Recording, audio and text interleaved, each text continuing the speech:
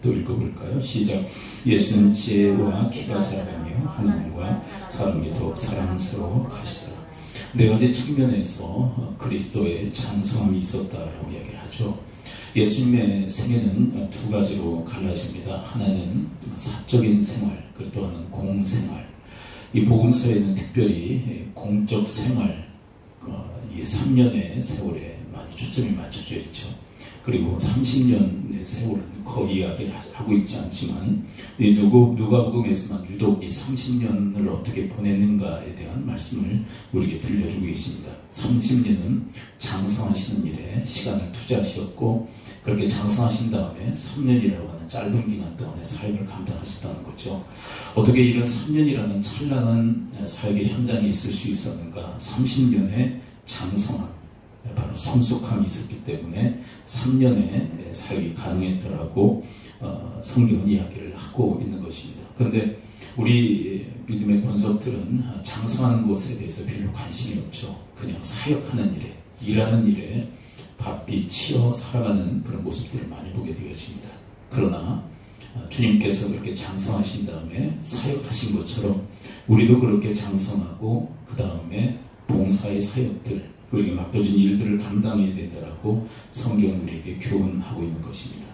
우리가 에베소서 4장 13절에 보게 되면 그리스도의 장성한 분량에 이르기까지 자라라 이렇게 말씀하고 있는데 그 모델이 바로 오늘 본문이라고 할 수 있습니다. 자, 52절에 보면 4차원에 걸쳐서 그리스도는 잘하셨다고 얘기한 첫째는 지혜가 잘하셨다라고 이야기를 하고 있죠.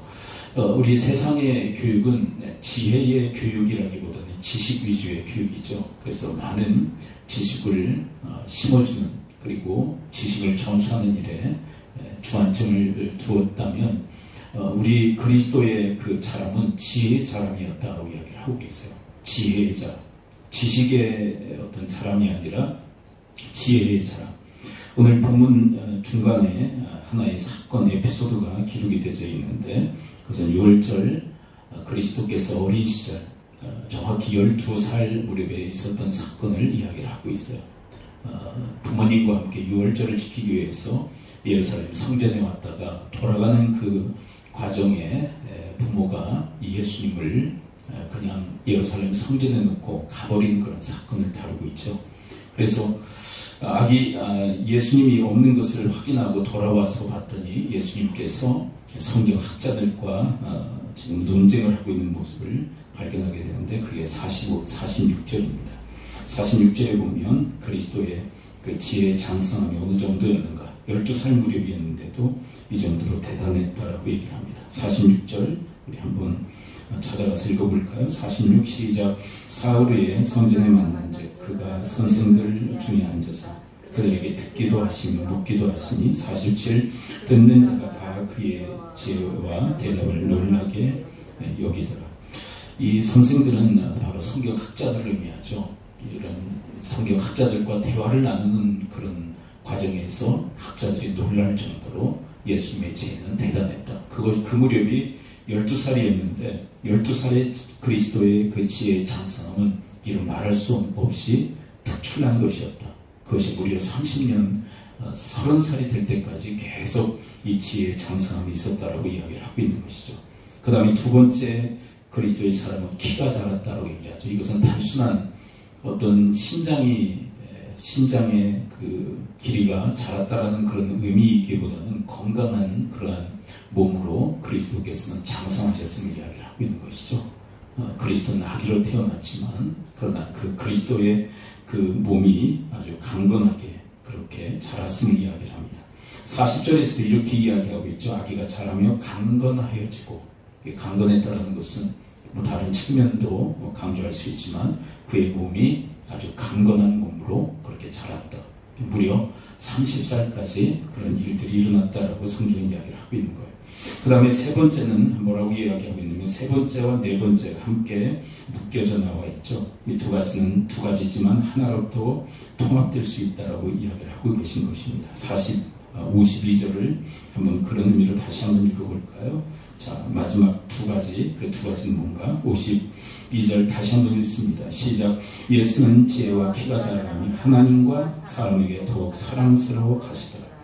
이게 단순히 사랑스러워만 가셨다라기보다는 그리스도께서 하나님을 사랑하고 이웃을 사랑했다라는 것을 전제로 이야기하는 것일 것입니다. 그러니까 서로 사랑했다라고 그렇게 보아야 할 것이에요.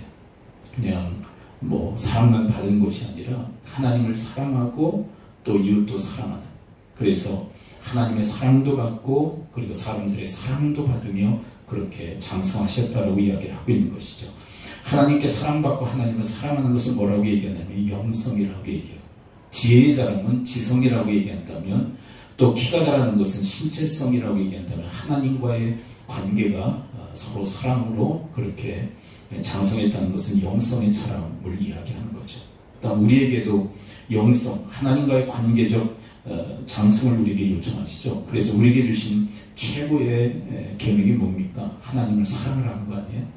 어떻게 해요? 마음을 다하고 목숨을 다하고 뜻을 다하고 힘을 다해 하나님을 사랑하는, 결국 예수 그리스도는 그렇게 율법을 준수하심으로, 최고의 율법을 준수하심으로 저는 이렇게 하나님과의 관계성, 영성이 자라셨다고 생각을 해요.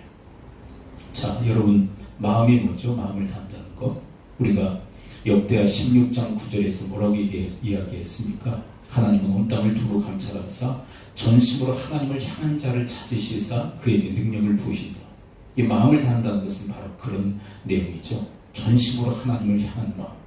근데 그 전심으로 어떻게 우리는 하나님을 향할 수 있는가? 아사편을 통해서 하나님을 찾고 또 찾는 기도에 바로 그 비결이 있다고. 그래서 아사의 전반기는 하나님을 찾고 또 찾는, 기도했던, 그래서 전심으로 하나님을 향해서 하나님의 능력의 부심이 있었던 인생이었다면, 후반기는 그의 마음이 돌아서서 하나님을 이제 도저히 찾지 않는, 도무지 찾지 않는 그런 영성이 파괴된 그런 인생이었음을 우리도 확인하게 되어지죠. 그러나 그리스도는 하나님과의 관계성에 있어서 전심으로 하나님을 향하셨던, 그리고 그의 그 클라이막스라고 할 수 있는 십자가 앞에서도 전심으로 주님을 향하여 기도했던, 그리고 십자가 상에서도 그 십자가에 매달린 그 상태에서 하나님께 기도하셨던 그리스도, 그의 모습은 전심으로 하나님을 향했던 그런 인생이었고, 그런 모습으로 자신의 삶을 감당하시는 모습을 보게 되어져. 우리도 마찬가지라는 거죠. 어떻게 하나님을 마음 다해 사랑할 수 있는가? 그것은 우리 믿음의 선진들, 그리고 예수 그리스도께서 보여주신 모범을 통해서 배울 수 있는데, 그것은 기도라는 거죠. 기도를 통하여 우리는 하나님을 찾고 또 그분을 전심으로 향할 수 있다고 주님은 우리에게 이야기를 해주고 계십니다. 우리가 기도 왜 해야 되는가? 그 출발점은 거기에 있었어요. 전심으로 주님을 어떻게 향할 수 있을까? 기도가 가장 중요한 비결이 아닌가? 우리가 성경을 통해서 우리가 배우고 있잖아요. 기도하지 않으면 주님을 전심으로 향할 수 없어요. 저는 이것은 새빨간 거짓말이라고 생각해요. 나 기도 안 했는데 전심으로 주님을 향해 있어. 나 기도 안 했는데 마음을 다해서 하나님 사랑해. 그건 거짓말이라는 거죠. 성경은 그렇게 얘기하잖아요. 기도하지 않는다면 우리의 마음은 어쩔 수 없이 하나님을 등질 수밖에 없다. 하나님을 떠날 수밖에 없다. 그래서 성경은 구약과 신약을 관통해서 우리에게 계속 강조하시는 게 뭐냐면, 하나님 사랑과 이웃 사랑도 강조하지만 기도를 얼마나 강조하시는지 몰라요. 왜냐하면 하나님과의 관계성을 통하는 일에 있어서 기도가 아주 중요한 영적인 방편이라고 주님께서 우리에게 설명하고 계신 거예요. 두 번째는 하나님을 어떻게 사랑하죠? 목숨을 다해서. 근데 여러분, 우리는 왜 목숨 다해서 하나님을 사랑해야 될까요? 우리의 목숨이 그리스도의 그 피값을 주시고 그리스도의 생명을 내어주시고 사신받으셨기에, 우리는 죽었지만 그러나 그리스도의 그 희생, 당신의 그 생명을 내어주시기까지 하심으로 우리의 그 목숨을 다시 살려주시지 않으셨나요? 그렇다면 우리의 목숨은 더 이상 우리의 것이 아니죠. 우리의 착각이 뭐냐면, 우리가 지금 숨쉬고 있다고 이 목숨이 내 것이냐 착각하고 살아가는 경우가 너무나도 많아요. 그래서 내 마음대로 살아가는 거예요. 이 생명을, 이 목숨을 내 마음대로 쓰고 있는 거 아닐까요? 내 것이라고 생각하기 때문에. 그런데 목숨을 다해서 하나님 사랑하라는 것은 무엇을 전제로 이야기하시는 거냐면, 그 목숨 너희 것 아니라는 거예요. 내가 너희들에게 허락한 것인데 그리스도의 생명을 내어주기까지 함으로써 너희들의 생명을 살렸기에 너희들의 목숨, 너희들의 생명은 내 것이라고. 그래서 이 목숨을 다해서 하나님을 사랑하는 것은 마땅한 일이라고. 주님께서는 그렇게 성경을 통해서 우리에게 가르쳐주고 계세요. 그 다음에 세 번째는 뭐죠? 뜻을 다해 하나님을 사랑하라고. 이 뜻은 누구의 뜻입니까? 하나님의 뜻이죠. 하나님의 뜻 어디 있는지 분별하기 위해서 힘쓰고 애쓰고, 그리고 그 뜻 분별한 다음에 힘을 다해 그 뜻을 순종하는 삶을 우리에게 요청하세요. 이것이 한 세트화 되어져서 마음을 다하고 목숨을 다하고 뜻을 다하고 힘을 다해서 하나님을 사랑할 때 우리는 하나님 사랑하고 하나님 사랑받는 그런 인생을 살아갈 수 있다고 주님은 우리에게 이야기를 해주고 계십니다. 그 다음에 마지막 파트가 뭐죠? 그리스도의 장성의 마지막 차원이 뭡니까? 지혜, 그리고 키, 그 다음에 하나님과의 관계성, 영성, 그 다음에 마지막은 사람에게 더욱 사랑스러워 가셨다. 사랑받는 그런 인생이셨다.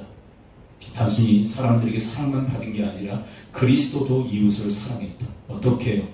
두 번째 계명, 이웃을 나 자신처럼 사랑하시며 주님은 잘하셨다. 이렇게 볼 수 있는 거죠. 그렇죠?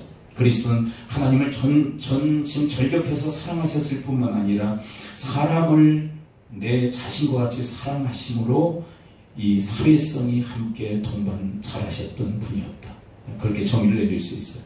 여러분, 그리고 이웃을 나 자신처럼 어떻게 사랑할 수 있다고요? 마태복음 7장 12절의 말씀처럼 남에게 대접을 받고자 하는 남을 대접할 때 이웃을 나 자신처럼 사랑할 수 있다고 우리는 레슨을 받았죠. 우리가 남에게 대접을 받고자 하는 것은 자기 사랑이죠. 성경은요, 자기가 뭔가를 받고자 하는 것이 잘못됐다고 얘기하지 않습니다. 어떤 종교에서는 그렇게 받고자 하는 그 욕구가 자기에게 고통을 주니까 그것까지도 없애야 된다, 그렇게 얘기하지만, 그러나 성경은 내가 받고자 하는 욕구가 잘못되었다고 그렇게 정죄하지 않습니다. 그는 우리가 인생을 살아가면서 당연히 일어나는 욕구다라고 얘기를 해요. 그게 잘못된 게 아니라 그걸 없애야 된다라고 말씀하시는 것이 아니라 그것을 승화시켜야 된다라고 얘기합니다. 어떻게 해요? 받고자 하는 그 욕구를 주는 것으로, 대접하는 것으로. 그때 내 이웃을 내 자신과 같이 사랑할 수 있다. 근데 이것이 한두 이틀 해가지고 되어질 문제가 아니라 일평생 삶의 과제로 여기며 그렇게 살아야 될 것을 이야기하고 계신 거예요. 여러분, 우리가 하루하루 살아가면서 얼마나 받고자 하는 욕구들이 얼마나 많이 일어나요. 그것을 전환해서 대접하고 주는 사랑의 형태로 전환하는 삶을 매일같이 우리가 영적 실험하며 그렇게 살 것을 우리에게 요청하고 계신 것이죠. 근데 여기에 저는 그렇게 사시는 분들이 정말 절감하는 게 뭐냐면 그게 내 힘으로 되지 않는다는 것을 깨닫기 때문에 늘 기도하게 되지 않던가요? 이게 전환이 잘 안 될 때도 있잖아요. 받고자 하는 것에 사로잡혀서 서운하고 서섭할 때가 얼마나 많습니까? 근데 그럴 때 그 자리에서 정말 주는 대접하는 그런 형태로 전환해낸다는 거, 하나님의 도우심이 절대적으로 필요하다라는 생각을 얼마나 많이 해요. 기도해야죠. 내가 받고자 하는 욕구가 생길 때마다 그것을 이렇게 대접하게 해달라고, 이렇게 줄 수 있도록 인도해달라고 기도하는 것이 얼마나 중요한지 몰라요. 그리고 그렇게 전환해낼 뿐만 아니라 그렇게 살아가는 삶, 그것을 통해서 더욱 사람들에게 사랑스러워 가신 그리스도처럼 우리도 그렇게 장성할 수 있다. 말씀의 결론을 맺습니다. 아까도 설교 초대에 그런 말씀드렸죠. 우리 시대의 많은 그리스도인들은 그렇게 그리스도처럼 장성하기보다, 그리스도는 무려 30년 동안 시간을 투자하여 장성하셨는데 우리는 거기에 투자하잖아요. 그리고 자꾸 일만 하려고, 사역만 하려고 그렇게 하는데, 장성하지 않은 상태에서 일하다 보니까 일을 하기보다는 일을 만들어내고 그리고 문제를 야기하는 경우들이 너무 많아요. 왜 그러냐면 여러분, 지혜가 자라고 키가 자라고 하나님과 사람들에게 사랑스러워 하셨던 이 주님의 모습은요, 이기적인 게 없잖아요. 그렇죠? 이기적이잖아요. 근데 미성숙한 사람들이 이기적이에요. 어떻게 보면 일과 사역도 자기를 위해서 하는 거예요. 자기를 위해서. 그러다 보니까 일 현장 속에서 자꾸 부딪히는 거예요. 사람들을. 자기 유익을 추구하기 위해 사역하고 일하기 때문에 그것에 지장이 발생하게 되면 자꾸 싸워요. 사람들하고. 그런데 여러분, 그리스도처럼 키가 자라고 지혜가 자라고 하나님과의 관계, 인간관계가 함께 동반하여 자라게 되면 이 사람은 이기적 욕심에 의해서 사역하는 게 아닙니다. 정말 하나님 섬기고 이웃 섬기기 위해서 사역하잖아요. 이 타적 존재로 사역의 현장에 섭니다. 그래서 이 사람 이 덕을 끼치고 열매를 맺는 그런 사역을 펼치는 모습을 확인하게 되죠. 그렇다면 지금 나이 많이 들어서 우리는 어떻게 될 것인가? 저는 이 두 가지를 함께 추구해야 된다고 생각해요. 이미 나이가 이미 들어버렸기 때문에 어느 정도 이제 나이 드신 분들은 두 가지를 병행하는 수밖에 없지 않나.